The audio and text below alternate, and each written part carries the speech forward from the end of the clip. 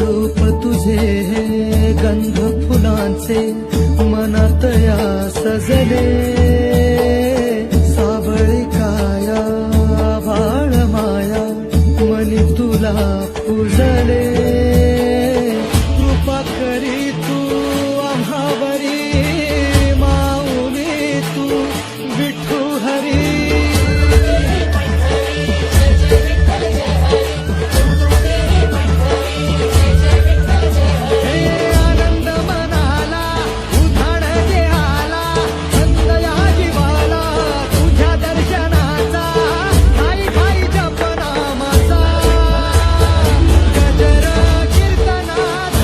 साठी शिवशंभूची मरूनही स्वराज्य राखण्याची साध आहे. म्हणूनच लाखो मावळा छत्रपतीवर कुर्बान आहे. म्हणूनच लाखो मावळा छत्रपतीवर कुर्बान आहे. ज्यांची आपण आतुरतेने वाट पाहत आहात ते प्रमुख व्याख्याते परमेश्वरजी कदम हे आपल्याला मार्गदर्शन करतील. शुंभ शुंभ दलिनी भूषण जय जय भानिनी सर्जा समर्थ शिवराज कहे देही विजय दे जय जगजननी देही विजय दे जय जगजननी. महाराष्ट्राची कुलदैवता कुलस्वामिनी आई तुळजा भवानी. स्वराज्य संकल्पक शहाजी महाराज भोसले. जशी चंपकेशी खुले फुल्ल जाई भली शोभली जास जाय आजी जाई. जिच्या कीर्तीचा चंबू जंबू दीपाला करी सावली माऊलीसी मुलाला. स्वराज्याची प्रेरणा राजमाता राष्ट्रमाता जिजाऊ असं म्हणतात. कविराज भूषण म्हणतात की कुंद कहा पयवृंद कहा अरुचंद कहा सर्जा जसा आगे. भूषण भानु कृसानु कहा बखुमान प्रताप महितल पागे. राम कहा द्विज राम कहा बलराम कहा रन में अनुरागे. बाज कहा मृगराज कहा अति साहस में शिवराज के आगे. छत्रपती शिवाजी महाराजांच्या साहसापुढे जगातला प्रत्येक प्राणी फिका पडेल आणि प्रत्येक मानव सुद्धा फिका पडेल असे राष्ट्रपुरुष छत्रपती शिवाजी महाराज. मौत भी डरी थी देख कर ये मौत का दावा है. धरती को नाश था जिस पर ऐसा शेर शिवा का छावा है. स्वराज्याचे दुसरे छत्रपती छत्रपती संभाजी महाराज.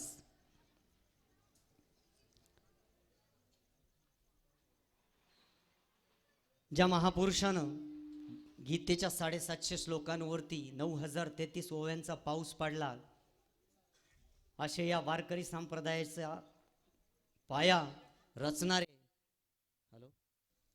वारकरी संप्रदायाचा पाया रचणारे संत ज्ञानेश्वर महाराज आणि त्यांच्यानंतर वारकरी संप्रदायाचा कळस जगद्गुरू संत तुकाराम महाराज आणि जगद्गुरू संत तुकाराम महाराजांच्या नंतर गुरुवर्य मारोतराव महाराजांपर्यंत तमाम संतांच्या चरणी मी नतमस्तक होतो.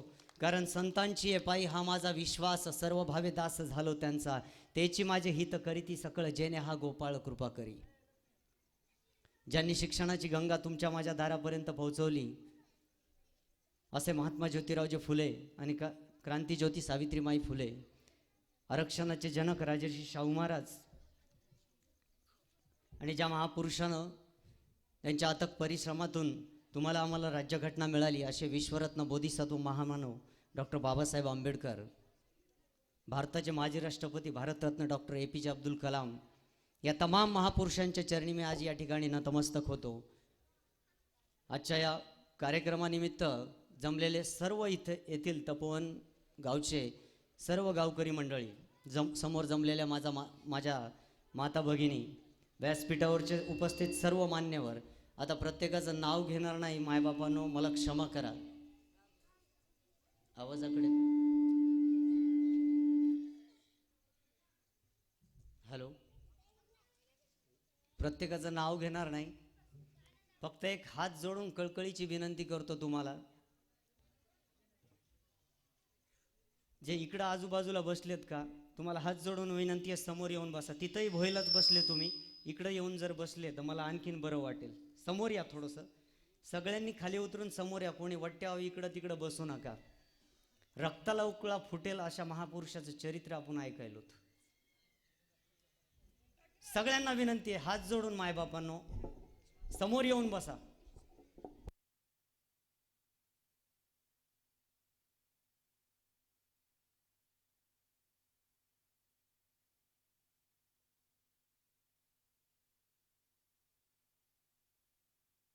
प्रथम इतिहास म्हटलं की हा पहिली गोष्ट सांगतो मित्रांनो, इतिहास हा बदलणारा असतो. इतिहासामध्ये संशोधन दररोज चालत असतं. त्यामुळे मी जे आज बोलतोय इथे बोलतोय, भविष्यात या बोलण्यामध्ये एखाद्या वाक्यामध्ये फरक पडू शकतो, कारण इतिहासाचे संदर्भ नवनवीन सापडणारे असतात. पहिला मुद्दा. दुसरा मुद्दा, माझ्या तोंडातून याच्यानंतर जेवढ्या वेळेस मराठा हा शब्द येईल, तुम्हाला प्रश्न पडेल की सर मराठा कोणाला म्हणायचं. तर मराठ्याला तर मराठा 100% म्हणायचंच, पण ज्याला छत्रपतीचा अभिमान आहे ना, तो प्रत्येक माणूस मराठाच आहे. मग तिथे जात धर्म पंथ कुठल्याच गोष्टीचा भेदभाव नाही. आणि तिसरी गोष्ट सांगायची मला, इतिहासातील एखादा माणूस चुकीचा वागला म्हणून त्याची जात किंवा त्याचा धर्म चुकीचा असेल असं कधीही गैरसमज घेऊ नका. कारण इतिहासात अशी जात नाही किंवा असा धर्म नाही ज्या जातीतले किंवा धर्मातले सगळेच माणसं चांगले आहेत किंवा सगळेच वाईट आहेत. दळणात खडे सगळीकडेच असतात. त्यामुळे संदर्भ काय आहे आणि मुद्दा काय चालायला आहे. आज बऱ्याच ठिकाणी मी ह्या गोष्टी का सांगतो त्याचं एक महत्त्वाचं कारण समजून घ्या. छत्रपतींचा इतिहास म्हणलं की 2 प्रवाह झालेले आहेत. एक शिवाजी महाराज की जय, ब्राह्मण समाजावरती टीका करायची, आणि दुसरा समाज छत्रपती शिवाजी महाराज की जय आणि इस्लाम धर्मावरती टीका करायची. मी या दोन्हीतही मोडत नाही. मी कुठल्या संघटनेचा नाही आहे, कुठल्या राजकीय पक्षाचा मी माणूस नाही आहे. तुमच्यासारखा सामान्य कुटुंबातला सामान्य जीवन जगणारा मी एक माणूस आहे. मैं अदना सा कलमकार हूँ, घायल मन की आशा का, मुझको कोई ज्ञान नहीं है छंदों की परिभाषा का. सामान्य माणूस आहे तुमच्यासारखा. तुकाराम महाराजांच्या भाषेत मज पामराशी काय थोरपण. सर्वांनी इथे आज नंबर 1 आपलं मनोगत व्यक्त केलेलं आहे छत्रपती शिवाजी महाराजांवरती. माझी बहीण, विशेषतः मी सुद्धा कदमच आहे, त्यामुळे तुमच्या गावातला समजा. माझ्या बहिणीनेही चांगलं इथं व्याख्यान सादर केलं. त्याच्यानंतर भालेराव, आपला दारेफळून आलेला मुलगा, बोलणारे सर्व उत्कृष्ट बोलले. आता माझ्या भाषणामध्ये परत ते उल्लेख घेणार नाही, कारण एक गोष्ट सांगतो, माझे गुरु सांगायचे ती गोष्ट मी इथं सांगणार आहे. की काही दिवसापूर्वी मी तिरुपती बालाजीला गेलतो, आणि तिरुपतीला बालाजीला गेला असताना बसची सोय होती वरी जायला, पण आम्ही पायी चढत गेलो. आता आपल्या माऊलीच्या दिंडीमध्ये वारकरी ज्यावेळेस चालतात ना, तर ज्ञानोबा तुकारामचा घोष करत असतात. का तर प्रवास सोपा जावा आणि नामचिंतनामध्ये वेळ कसा गेला हे समजत नाही. तसं पायऱ्या चढत असताना त्या तिरुपती बालाजीला एक घोषणा देतात, आणि ती घोषणा आपल्या इकडं ऐकल्याच्या नंतर थोडंसं आपल्याला वेगळं वाटतं. ती घोषणा कशी आहे माहिती आहे का? व्यंकटरमण गोविंदा गोविंदा. आता हे घोषणा करायची आणि पायऱ्या चढायच्या, घोषणा करायची, पायऱ्या चढायच्या. सकाळी चढायला लागलो. एक सातारा जिल्ह्यातून एक लक्झरी आलेली होती. एक 65-70 वर्षाच्या आजी होत्या. इकडं पोरांनी घोषणा द्यायची, व्यंकटरमण गोविंदा गोविंदा. ती आजी मागून म्हणायची, आमचं पण तेच आहे. आता हे दुपारपर्यंत वेळ गेला. मला प्रश्न पडला, ही म्हातारी काय म्हणाली, आमचं पण ते. आम्ही व्यंकटरमण गोविंदा गोविंदा, ती म्हणे आमचं पण तेच आहे. ते दुपारच्या याच्यामध्ये एका ठिकाणी विश्रांतीला थांबलोत, आणि त्या आजीपाशी गेलो. म्हणलं, आजी काय चाललंय तुझं, वय काय, पायानं चढायलीस काय, काय तुझ्या वयाची जादू आहे. म्हणलं, महाराज नामस्मरणात एवढी ताकद आहे ना, 80 वर्षाचा माणूस सुद्धा वारीला पायी चालतो. ती ताकद माझ्या ज्ञानोबा तुकोरोबाच्या वारीमध्येच आहे.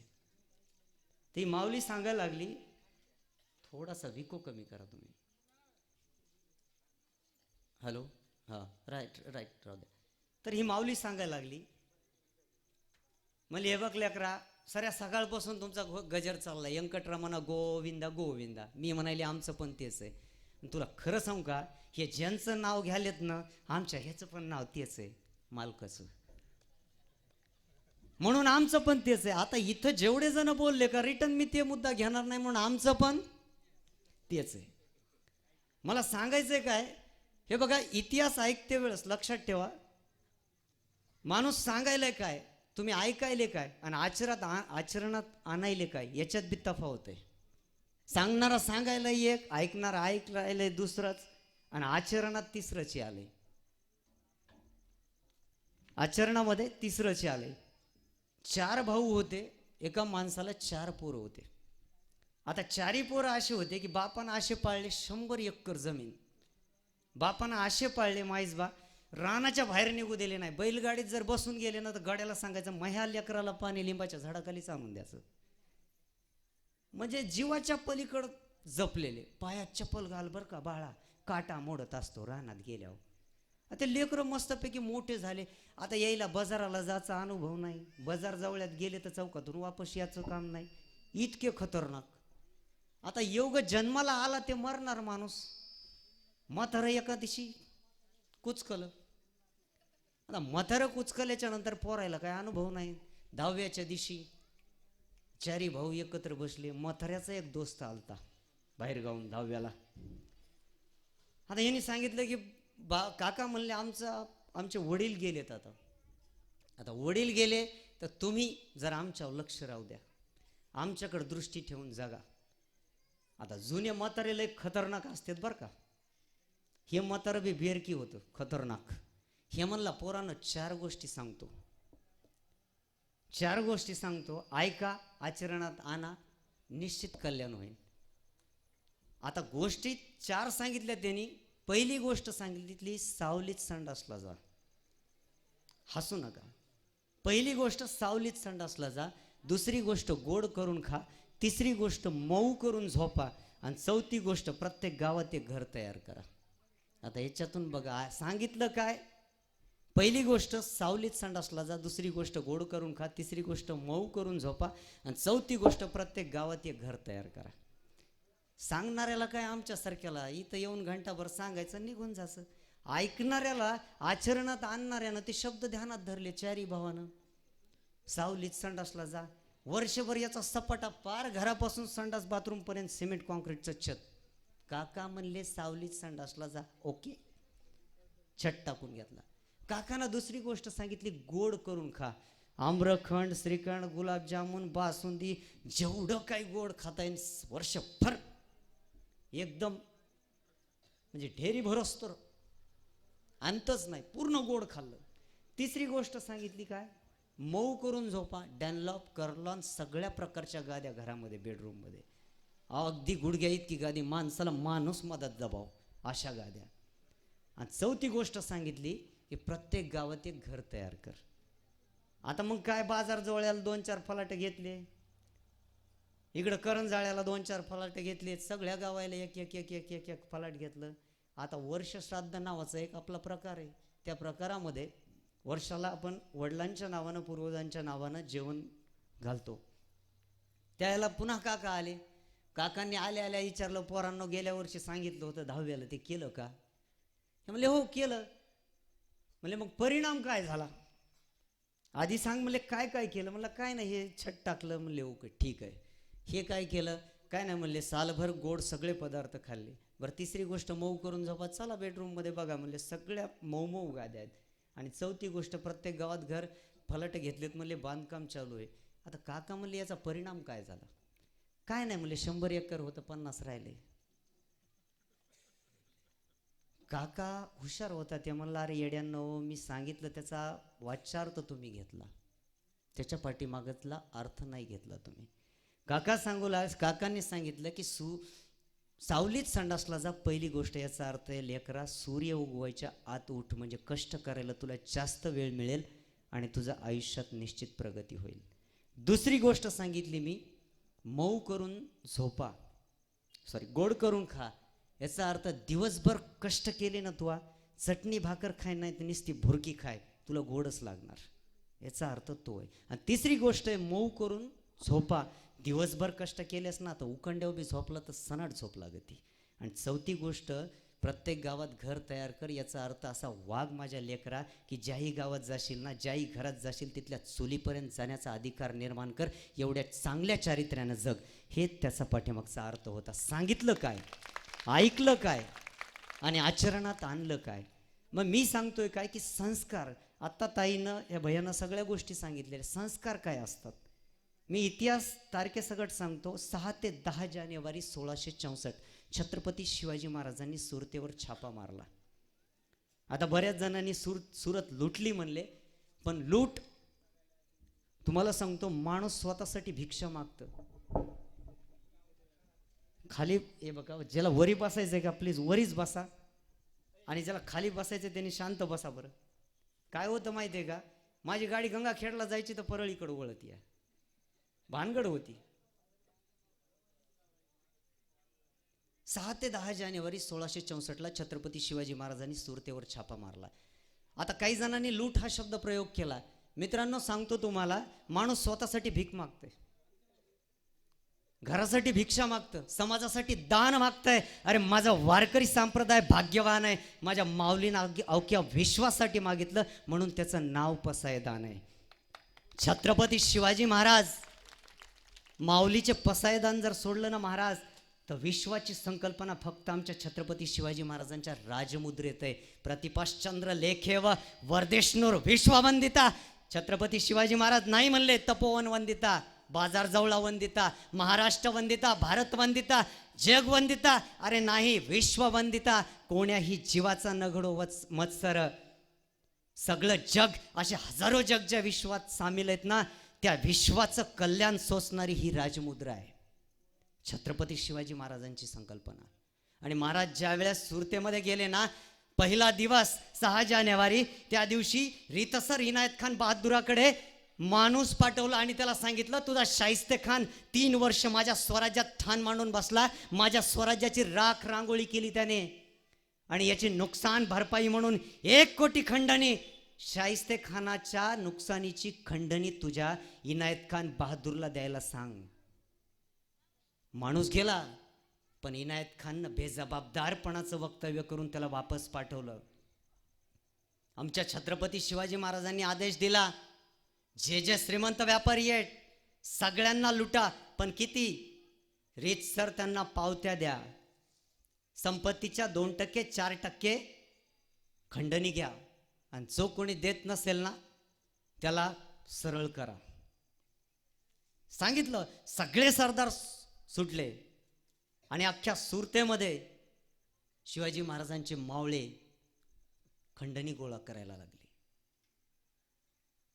पण एक दिवस असा आला, दुसऱ्या दिवशी इनायत खान बहादुराला कळालं की शिवाजी पुढे आपला निभाव लागणार नाही. त्यानं स्वतःचा वकील पाठवला आणि तो वकील महाराजांच्या समोर आला. महाराजांना म्हटला, महाराज, आमच्या इनायत खान बहादुराच्या काही अटी आहेत, त्या अटी मान्य करा, तुम्हाला काही खंडणी भेटेल. छत्रपती होते ते. छत्रपतीने सांगितले, अरे येड्या, तू इनायत खान माझ्या कचाट्यात सापडलाय, त्यानं मला अटी सांगाव का म्या त्याला अटी सांगाव? पण वकिलांना सांगितलं, महाराज काही गोष्टी तुमच्या कानात सांगायच्यात. आणि तो वकील जवळ आला आणि छत्रपतींवरती हल्ला केला, पण अंगरक्षक जवळ होते. अंगरक्षकांनी त्याचा हात छाटला आणि तो वकील महाराजांच्या अंगावरती पडला. सगळा गदारोळ झाला. महाराजांच्या केसाला सुद्धा धक्का लागला नाही. पण याचा परिणाम असा झाला, मायबाप मावळे इतके चिडले की सगळ्या सुरतेमध्ये जाळपोळ करायला सुरुवात केली. छत्रपती शिवाजी महाराजांनी सगळ्यांना आदेश दिला की जा आणि सुरत आहे ना, ती खूबसूरत असेल तर तिची बदसुरत करून टाका, पण ध्यानात राहू द्या, सुरतेमधील एकाही मस्जिदीला आणि एकाही माय बहिणीच्या अब्रूला कुठेही धक्का लागता कामा नाही, याचीच दक्षता घ्या. हे छत्रपती शिवाजी महाराज आहेत. सुरतेमध्ये गेले तर उगाच नाही, सुरतेच्या घराच्या कोपऱ्यावरती एका व्यापाऱ्याचं घर होतं, मोहनलाल पारख. आणि हा माणूस इतका धार्मिक होता, सगळ्या समाजाला दान करायचा, दानधर्म करायचा, लोकांची मदत करायचा अपार. पण तो नुकताच मृत्यू पावलेला होता. त्याची बायको आणि 2 लेकरं किलकिल्या डोळ्यांनी त्या घरामध्ये राहत होते. सुरतेमध्ये सगळीकडे आग पेटल्या गेली, धावपळ सुरू झाली. 2 दिवस झालं लूट सुरू आहे. पण ही माऊली विचार करायली, सगळ्या सुरतेमध्ये व्यापाऱ्यांचे घरं लुटल्या चाललेत आणि माझं घर सगळ्यात सुरतेमध्ये टॉपला आहे, कारण माझा मालक इथला सगळ्यात चांगला व्यापारी होता. मग शिवाजीचे माणसं माझ्या घरी काय येत नाहीत? आणि घोड्यांच्या टापांचे आवाज तिला दररोज ऐकू यायला लागले. एका मावळ्याला तिनं थांबवलं आणि मावळ्याला विचारलं, तुम्ही शिवाजीचे लोक ना? म्हणले, हो, आम्ही शिवाजीचे लोक आहोत. मग अख्खी सुरत लुटताय, 2 दिवस झालं माझ्या दारातून रोज येणं जाणं करताय, पण तुम्ही माझ्या घराला धक्का लावला नाही, माझ्या घराकडे सुद्धा वाकड्या नजरेनं बघितलं नाही का? मी सुद्धा इथली व्यापाऱ्याची पत्नी आहे.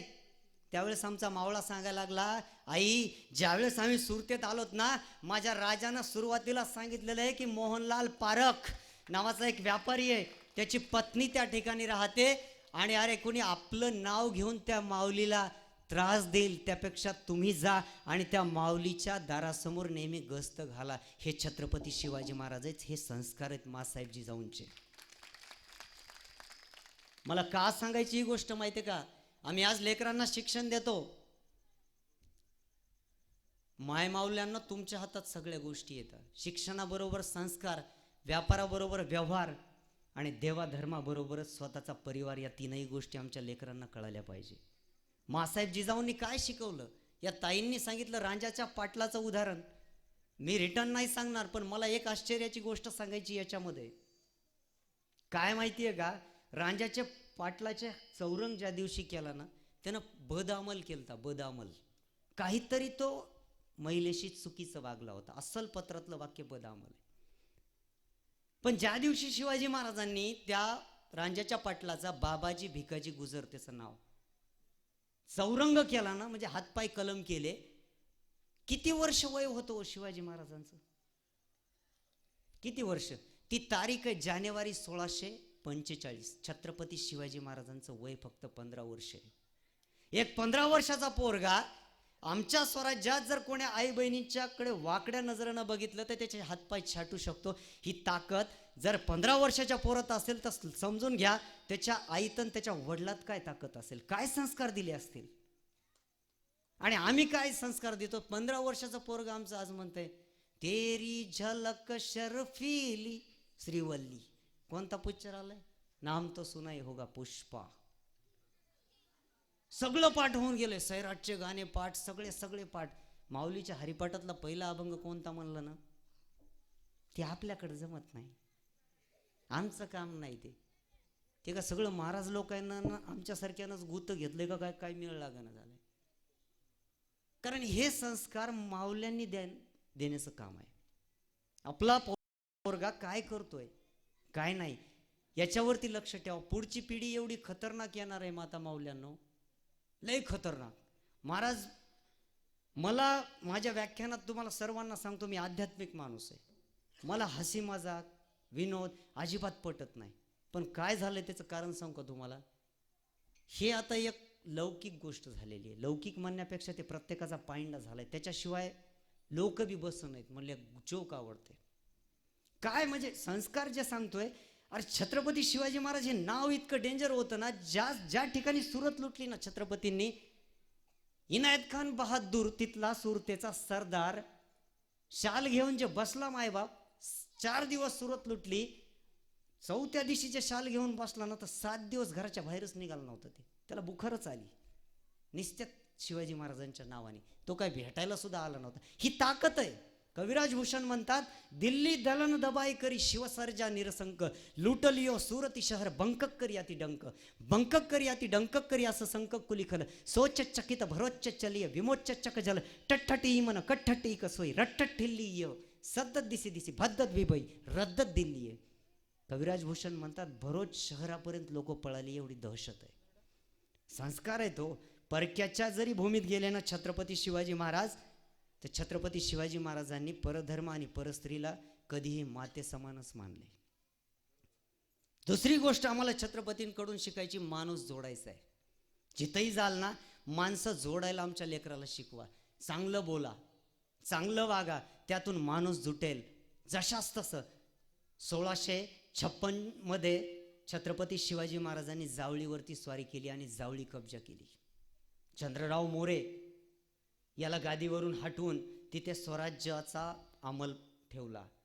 बरं, छत्रपती शिवाजी महाराजांनी उगच नाही केलं ते. छत्रपती शिवाजींच्या आपल्या स्वराज्याला त्रास होत होता त्या गोष्टीचा.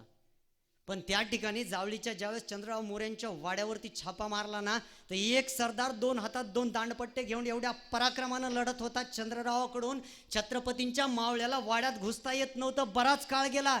छत्रपती माणूस हेरण्यामध्ये तरबेज होते.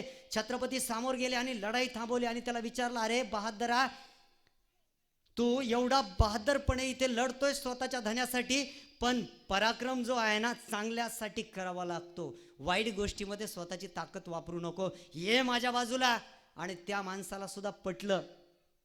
की छत्रपती बोलतायत तेच खरी गोष्ट आहे. आणि तो माणूस जावळी ताब्यात आल्याच्या नंतर छत्रपतीकडे आला.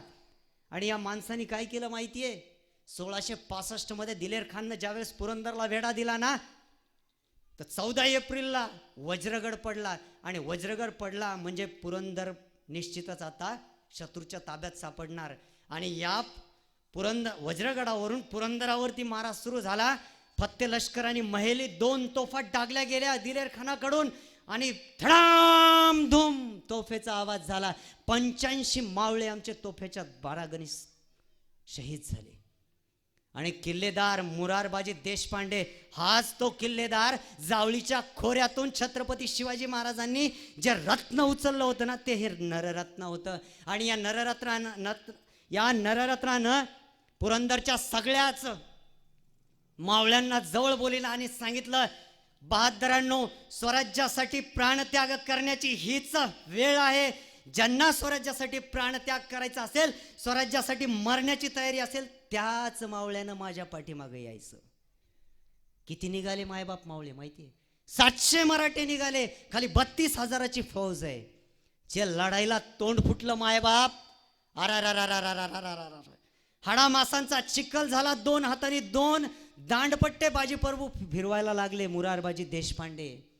आणि दिलेर खान हत्तीच्या अंबारीमध्ये बसलेला होता. त्याने ती गोष्ट हेरली. मुरारबाजी काय लढतोय, त्यानं तोंडामध्ये बोट घातलं आणि म्हटला, याल्ला क्या बहादूर इंसान आहे.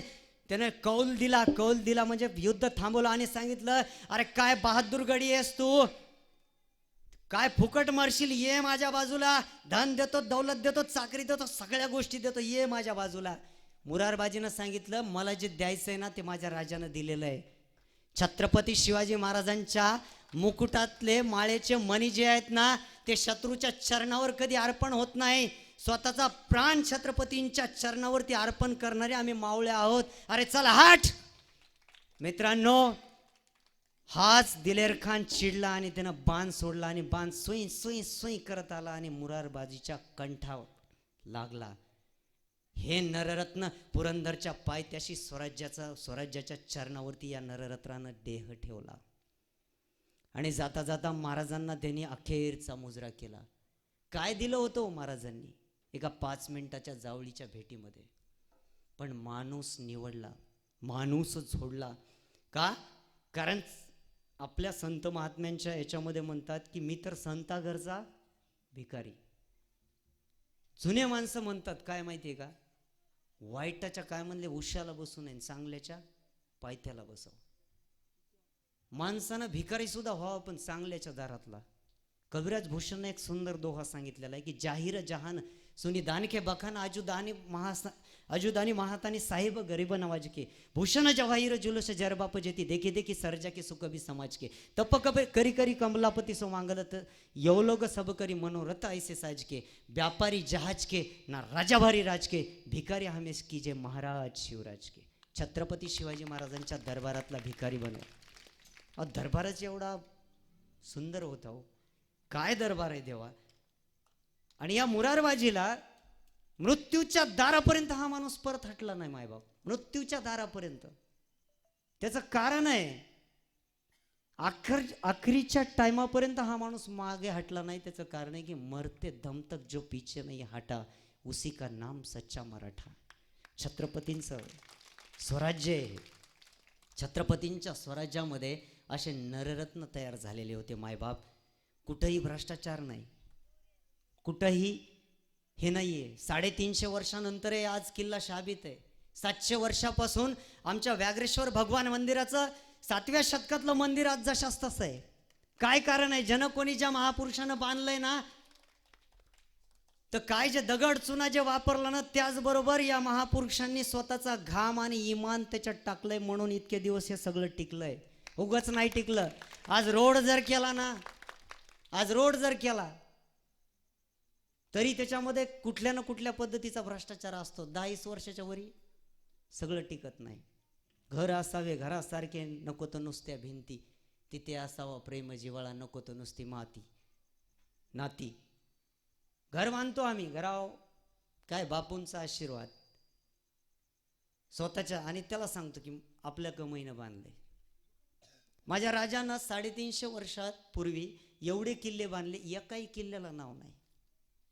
एकाही किल्ल्याला तुम्ही नाव बघा कुठे जर असेल, शिवाजीगड, शहाजीगड, मासाहेब जिजाऊगड, अजिबात नाही. स्वतःच्या नावाचा उदो उदो कुठंच नाही. आम्ही घर जर बांधलं तर 4 पाहुण्याला मोठं एकदम सांगतो. काही नव्हतं आमच्या वडिलापाशी, गरिबी होती. वडील गेले तेव्हा आम्ही इतकुलेच भाऊ होतो. घालायला चड्या नव्हत्या. सांगण्याची पद्धत बी एवढी भयानक असते, बायाची तर सांगायची गरजच नाही. लगेच नशीचं माय सासू गेली का, कुणाचं घर होतं मालकाचं, काय नव्हतं ग. मालकानं दिवसभर राब राब राबाव, मी आभी रोजानं जाव. इतकी भारी सांगतात माऊली, अगं माय आबा बाबा बाबा. माझ्या मालकाचं काही नव्हतं, दिवस रात्र कष्ट केले ना, आता कितीतरी चांगले दिवस आले माय. पहिलं खाता येत नव्हतं काय,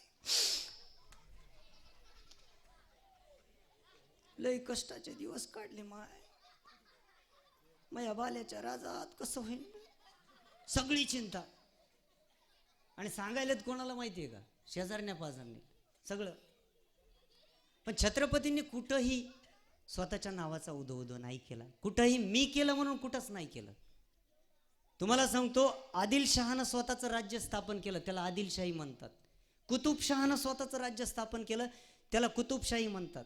मुघलांनी स्वतःचं राज्य स्थापन केलं, त्याला मोगलशाही म्हणतात. पण माझ्या छत्रपती शिवाजी महाराजांना राज्य स्थापन केलं, त्याला नाव दिलंय स्वराज्य. स्व म्हणजे स्वतःचं आणि राज्य म्हणजे राज्य. इथल्या प्रत्येक माणसाला हे राज्य स्वतःचं वाटलं. हे राज्य रयतेचं आहे. कोणाचं आहे? रयतेचं राज्य आहे. प्रत्येकाला आपलंसं वाटलं. मी माता मौल्यांवर का बोलतोय माहिती आहे का, शिवाजी महाराजांकडून दुसरा एक संदेश घ्यायचा आहे आम्हाला. स्त्रीचा आदर करा, लेख वाचवा. स्त्रीचा आदर काय माहिती आहे का, आमच्या तरुणांमध्ये एक खतरनाक आता फॅड आलेलं आहे, दाढी मिशा. छत्रपती शिवाजी महाराजांसारख्या आणि गाडीवर नाव राजेंचा मावळा. आणि रस्त्यानं माता माऊली एखादी पोरगी जायला लागली की हे मागच्याला म्हणते, माझे लयच भारी आहे बाबा पोरगी. माय त्याच्या मनातले विचार. मायबाप तुमच्या चरणावर मला एवढं वाईट बोलायला बरं वाटत नाही, पण परिस्थिती ही झाली. तुमच्या चरणावर डोकं ठेवून सांगतो, मायबाप छत्रपतीचा मावळा कोणाला म्हणायचं माहिती आहे का, रस्त्यानं जाणाऱ्या कुठल्याही स्त्रीमध्ये स्वतःची आई बहीण बघेन ना, तो छत्रपतीचा खरा मावळा. बाकी विषय खलास सगळ्या गोष्टींचा. नाही तर कोपर्डीसारख्या घटना झाल्या नसत्या ना. आज आम्ही ज्योत आणली शिवनेरीवरून, काय पवित्र पुण्यकर्म केलेलं आहे. छत्रपतींचा मावळा व्हायचंय ना, छत्रपतींकडून जे गुण घेता येतील, आचरणात एक जरी वाक्य आलं, आचरणात एक जरी गोष्ट आली ना, बस आमच्या जीवनाचं कल्याण झालं. लेख वाचवा, स्त्रीचा आदर करा. छत्रपतींना नुसतं सांगितलं नाही. मासाहेब जिजाऊ 1674 पर्यंत हयात आहेत. 17 जूनला मासाहेब जिजाऊ गेल्या आणि स्वराज्याची शिक्के कट्यार कोणाकडे द्यायची प्रश्न पडला. छत्रपती शिवाजी महाराजांनी स्वतःच्या सुनबाई युवराजनी येसूबाईकडे शिक्के कट्यार दिली. कुठलंही पत्र त्यांच्या शिक्क्यानं पुढे जाणार होतं. हे छत्रपती शिवाजी महाराज आहेत.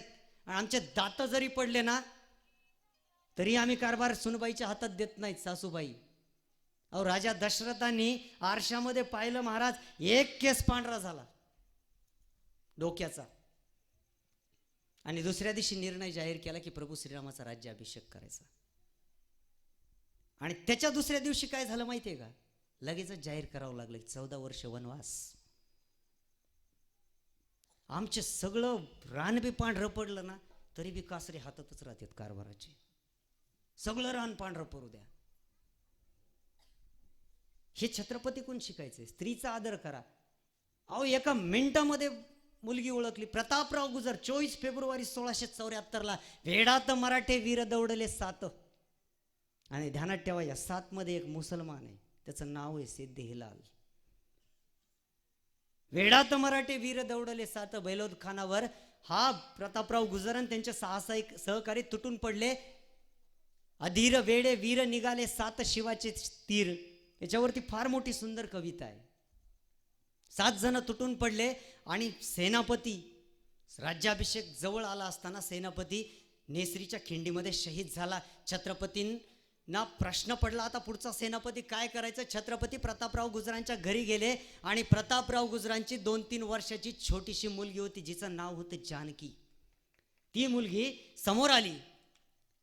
समोर आली आणि गावात ज्यावेळेस राजे आले ना, येशीवरती बसले त्या प्रतापरावांच्या दारामध्ये आणि सगळा गाव जमा झाला.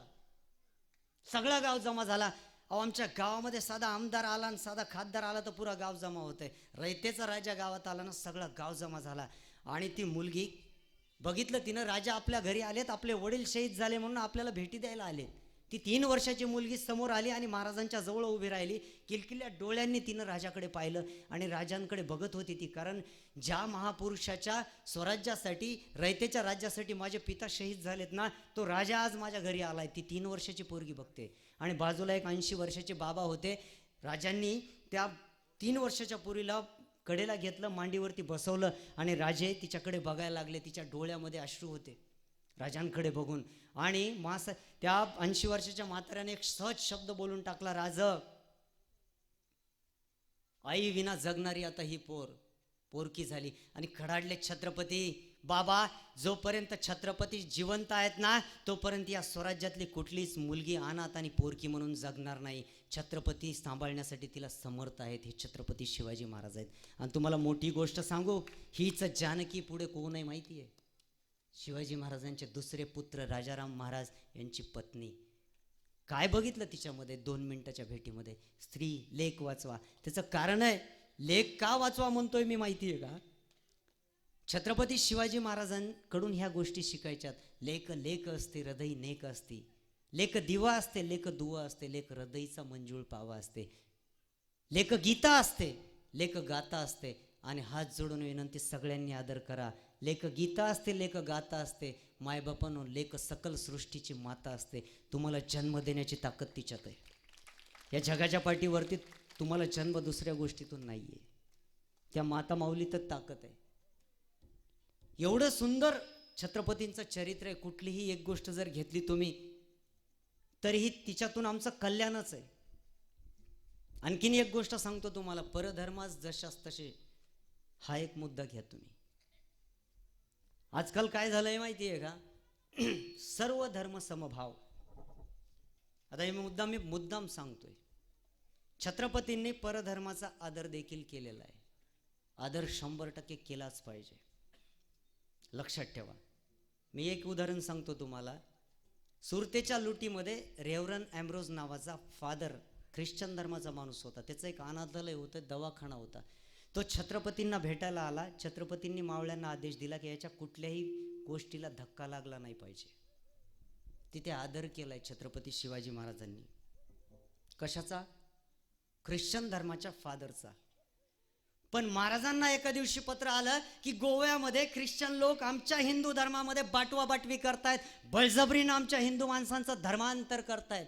छत्रपती शिवाजी महाराजांनी गोव्यावर स्वारी केली. सगळ्या पोर्तुगीज लोकांना सरळ सुतासारखं केलं आणि सप्तकोटेश्वराचा जीर्णोद्धार केला. हे छत्रपती शिवाजी महाराज आहेत. परधर्मास जशास तसे. तुम्ही माणूस म्हणून याल, आम्ही हात जोडू, तुमच्या पुढे दंडवत करू. पण तुम्ही जर दानव म्हणून याल, आरे कराल ना, तर कारे म्हणायच्या आत कानाखाली आवाज काढू. ही ताकद हिंदू धर्मात आहे. लक्षात ठेवा. नाताळाचे माती हानुकाठी. सगळ्या गोष्टीत जशास तशी तयारी ठेवा. सगळ्या धर्माचा आदर करा. कुठल्याही धर्माबद्दल द्वेष बाळगू नका. पण जर कोणी आपल्यावरती टीका करत असेल तर जशास तशी उत्तर देण्याची तयारी देखील ठेवा. हे छत्रपती शिवाजी महाराजांचं तत्व आहे. छत्रपती आग्र्यामध्ये कैद झाले. आग्र्यातून छत्रपती सुटले ना, तर दुसरा शिवाजी सुटू नये म्हणून औरंगजेबानं नेताजी पालकरला कैद केलंय. कारण प्रति शिवाजी येतो. नुसतं कैद केलं नाही, काबूलच्या स्वारीवरती पाठवलं आणि जबरदस्तीनं या नेताजी पालकर सरनोबतचं धर्मांतर केलं आणि त्याचा मोहम्मद कुली खान झाला. पण 1674च्या नंतर ज्यावेळेस नेताजी स्वराज्यात आले ना, तितक्याच जबरदस्तीनं तातडीनं छत्रपती शिवाजी महाराजांनी परत त्या माणसाला आपल्या धर्मामध्ये घेतलं. आणि छत्रपतींचं वाक्य आहे, अरे जाणाऱ्यासाठी जर हिंदू धर्माचे दार उघडे असतील ना, तर परत येणाऱ्यासाठी का उघडे नसावे? का उघडे नसावे? या तुमच्या या घरामध्ये तुमचं सर्वांचं स्वागत आहे. छत्रपतींकडून हा आदर्श सुद्धा घ्यायचा आहे आम्हाला. का? कारण चक्रवर्ती चकता चतुरंगिनी चारू चापी लैदिसी चक्का भूप दरीन दुरेभनी भूषण एक अनेकन बारी दिनंका औरंग शाही को नंदलरो शिवशाही बजाई की डंका सिंग की सिंग चपेट सहे गजराज का धक्का. अरे समोरचा सिंह असेल ना तर सिंहाच्या ताकदीनं त्याला उत्तर देण्याची ताकद या छत्रपतींच्या विचारात आहे. बस, बाकी काही नाही पाहिजे. 10 नोव्हेंबर 1659 वैयक्तिक सुखदुःख छत्रपतींना सुद्धा होते, पण वैयक्तिक सुखदुःखात छत्रपती कधी अडकले नाही. 10 नोव्हेंबर 1659 खानाचा कोतळा बाहेर काढला प्रतापगडाच्या पायथ्याशी. हा खान म्हणजे किती भयानक माणूस आहे तुम्हाला 2 मिनिटात सांगतो. छत्रपतीच्या कुठल्याही प्रशासनामध्ये तुम्हाला अहंकार दिसणार नाही. हे राज्य कोणाचं आहे? रयतेचं. सर्वांस पोटास लावणे आहे. प्रत्येक माणसाला काम मिळालं पाहिजे, त्याच्या पोटाला पोटभर भेटलं पाहिजे. पण अफजल खान काय? ॲबे कॅरे फ्रेंच प्रवासी वर्णन करतो, याला 63 बायका आहेत महाराज. किती? 63 बायका. आणि हा ज्यावेळेस निघाला ना विजापूरमधून, त्या दरबारामधून, दरबार भरल्या गेला आणि पैजेच्या विड्याचा दरबार आहे तो. काय त्या दरबाराची मजा आहे. आम्ही छत्रपती शिवाजी महाराजांची घोषणा देतो, तशी घोषणा झाली. होशियार बा अदब बा मुलायजा होशियार, हजरत जिल्हे सुभानी मशमुले मैदान, रकीम शान बहादुर इसकी कार उद्दौला शाहज दौलत हुकमतपना आली आदिल शाह पधार रहे है. आली आदिल शाह आणि त्याची म्हातारी बडी बेगम साहेबा कुलिया बेगम चलत आली आणि तिनं सांगितलं, या दरबारामध्ये एकही माईचा लाल नाही त्या शिवाला बंदोबस्त करणारा. हा अफजल खान चालत आला हत्तीसारखा बलाढ्य आणि प्रतिज्ञा केली भर दरबारामध्ये, चढे घोडी आणि शी पकडून आणतो शिवाला. म्हणजे जर घोड्यावर बसलेला असला ना विजापूरपर्यंत उतरू देणार नाही. आला मग त्यानं सरळ पुण्याकडे यावं ना. येता येता महाराज काय केलं माहिती आहे का? तुळजापूरला आला. तुळजापूरच्या देवीला त्रास दिला, पंढरपूरला त्रास दिला. आता काही लोक म्हणते तर शक्य नाही म्हणले ही गोष्ट. मी पुरावे सांगतो तुम्हाला. विदाऊट पुराव्याचं मी बोलत नाही. त्याचं कारण आहे, देतो तीक्ष्ण उत्तरे. महाराजांची शिकवण आहे तुकोबांची. 1668 आणि 63चे 2 मजर उपलब्ध आहेत. त्या दोनही मजरामध्ये पंढरपूरला तोशिष दिली म्हणून उल्लेख आहे आणि शिवभारतामध्ये 3 वेळेस उल्लेख आहे 18व्या अध्यायातच. त्याच्यानंतर तुम्हाला सांगतो सभासद बकरीत देखील उल्लेख आहे. आणि छत्रपती शिवाजी महाराज हे तर भवानी मातेला आद्यस्थानी मानत होते. दुसऱ्या कोण्याही माणसाचं सोडून द्या. तुम्ही म्हणता बामणाने लिहिलेला इतिहास आम्हाला मान्य नाही, नका मान्य करू. तुम्हाला ख्रिश्चन माणसानं काय लिहिलंय? 6 जून 1674 हेनरी ऑक्झेंटन छत्रपती शिवाजी महाराजांच्या राज्याभिषेकाला आलेला आहे. तो 19 जूनला रायगडाच्या पायथ्याशी आलतात आणि त्याचा मुक्काम रायगडला पाचाडला पडलेला आहे. तर त्यानं त्याच्या डायरीत काय लिहून ठेवलं माहिती आहे का? छत्रपती शिवाजी महाराज रायगडावरती नाहीत, ते कुठं गेलेत माहिती आहे का? तर भवानी मातेला छत्र अर्पण करायला 1.25 मन सोन्याचं ख्रिश्चन माणसाने लिहून ठेवलंय. आम्हाला भरोसा माना न माना, स्वतःला छत्र धारण करायच्या अगोदर माझ्या छत्रपती शिवाजी महाराजानं मा भवानीला छत्र अगोदर अर्पण केलं, त्याच्यानंतर स्वतःला छत्र अर्पण केलं आणि छत्रपती झाले 6 जून 1674. तुळजाभवानीला त्रास दिला आणि खान चालत आला. त्यात 14 मे 1657 छत्रपती संभाजी महाराजांचा जन्म आहे आणि तिथून छत्रपती शिवाजी महाराजांची पत्नी सईबाई शंभूराजांची आई आजारी आहे. बाळांत पण उगच म्हणत नाहीत. बाळांत शब्दातच अर्थ मोठा आहे. आईचा तरी नाही तर बाळाचा तरी अंत, त्याला बाळांत म्हणायचं. 2-2.25 वर्ष सईबाई आजारी आहेत आणि या आजारपणातून तितक्यात खान स्वराज्यावरती चालून आला. तितक्यात भावाला कैद केलंय सईबाईच्या बजाजी निंबळकर आणि खानानं जाहीर केलं बळजबरी धर्मांतर करायचं म्हणून. त्याच्यात जास्तच सईने आतरून धरलं. छत्रपती शिवाजी महाराज प्रतापगडावर निरोप आला की सईबाईंची राणी, थोरल्या राणी सरकार, सकल सौभाग्य संपन्न वज्र चुडे मंडित. सईबाईंची तब्येत जास्तच खालावलेली आहे. महाराजाला चिंता जास्त. आणि अंतिम समयी सईबाईला भेटायला गेले महाराज. स्वतःचे सुख दुःख काय असतात ते बाजूला कसे ठेवायचे हे छत्रपतींकडून शिकायचे. शयनकक्षेमध्ये अंथरुणावरती सईबाई पडलेल्या आहेत आणि अंतिम भेटीमध्ये महाराज जवळ आले. महाराजांनी हातात हात घेतला आणि सांगितलं, सई अशा कचदिल होऊ नका. खान स्वराज्यावरती चालून आला म्हणून तुम्ही कचदिल होताय का? सईबाईंनी महाराजांचा हातात हात घेतला. मायबापांनो, पत्नी कशाला म्हणतात माहिती आहे का? स्वराज्यात सईबाईकडून शिकायचं, मासाहेब जिजाऊंकडून शिकायचं. पतीच्या स्वप्नामध्ये जे स्वतःची स्वप्न विरघळती ना, तिला खरी पत्नी म्हणायचं. या सईबाईंनी हातात हात घेतला आणि महाराजांनी सांगितलं, सई अशा कचदिल होऊ नका. तुम्हाला काळजी कशाची आहे? तुम्ही लवकरात लवकर बरे व्हा, खानास आम्ही बघतो. सईबाईच्या डोळ्यामध्ये अश्रू आले आणि सांगितलं, महाराज 2.25 वर्षाचं पोरग तुमच्या पदरात टाकून जाते, मला याचं दुःख नाहीये. खान स्वराज्यावरती चालून आला ना, त्याचं दुःख नाहीये. महाराज,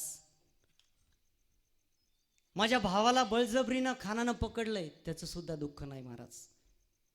पण तुम्ही हे जे अहोरात्र झटून जनतेच्या कल्याणासाठी स्वराज्य निर्माण केलं ना, त्या स्वराज्यामध्ये तुमच्या खांद्याला खांदा लावून जनतेची सेवा याच्यानंतर मी करू शकत नाही. आणि ते दुर्भाग्य माझ्या नशिबी आलंय, कारण इथून पुढचं आयुष्य मला जास्त मिळेल याची शंका नाही आहे. आणि मला माझ्या शंभूबाळाची चिंता अजिबात नाही हो महाराज. त्याचं कारण आहे, उभ्या स्वराज्याची माता ज्या झाल्या ना, त्या राजमाता राष्ट्रमाता जोपर्यंत जिवंत आहेत आणि 7 माता जिवंत आहेत, एवढ्या असताना माझ्या शंभूबाळाला परक कोणी सोडणार नाही याची सुद्धा मला टेन्शन नाही आहे. माझ्या शंभूबाळाचं सुद्धा मला टेन्शन नाही. पण तुमच्या निर्माण केलेलं स्वराज्य आहे ना, ते उघड्या डोळ्याने मी याच्यानंतर बघू शकत नाही, याचं मला दुःख आहे. काय शब्द होते सईबाईंचे. आणि 5 सप्टेंबर 1659 सईबाई हे जग सोडून गेल्या. 2.25 वर्षाच्या शंभूबाळाला सोडून गेल्या. सई, काय प्रेम असेल त्या माऊलीचं आपल्या पती परमेश्वरावरती. 16 मे 1640 पासून 10 वर्षाचे छत्रपती शिवाजी महाराज होते, तेव्हापासून त्या माऊलीनं छत्रपती शिवाजी महाराजांच्या सोबत राहिली. मासाहेब जिजाऊंच्या संस्कारात तयार झालेली निंबाळकर घराण्याची ही सईबाई, काय संस्कार होते. आणि जिच्या कुशीतून स्वराज्याचे दुसरे छत्रपती तयार झाले ते संभाजी महाराज. काय संस्कार असतील मायबापांना.